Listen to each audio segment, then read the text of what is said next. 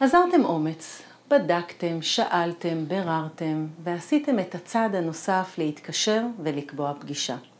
החשש הראשוני לפני שמגיעים לפגישה הוא טבעי, ולכן אני רוצה לעזור, להרגיע קצת ולספר מה קורה בפגישה הראשונה.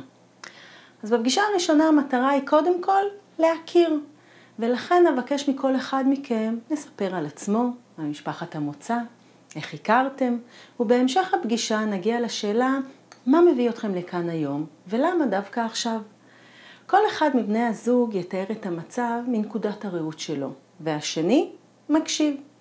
כמובן שיש זוגות שמגיעים במצב סוער מאוד, בשיא המשבר, למשל בבגידה, הם מוצפים ברגשות, ואז אין מקום להתחיל בהיסטוריה האישית והזוגית, אלא ישר צוללים פנימה, כך שכל מקרה לגופו.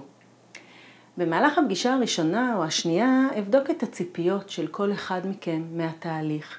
נגבש מטרה משותפת ונגדיר את החוזה הטיפולי. חשוב לי להדגיש שאני לא על תקן שופטת שאומרת מי צודק ומי לא ועושה נו לצד שטועה. אני מודעת לזה שהרבה פעמים מגיעים לטיפול עם הפנטזיה שהצד השני ישתנה ואז הכל יהיה בסדר. אבל זה לא עובד ככה. ורק כשכל אחד רואה את החלק שלו ולוקח אחריות על השינוי שהוא צריך לעשות, רק אז מתחילים להרגיש בשינוי.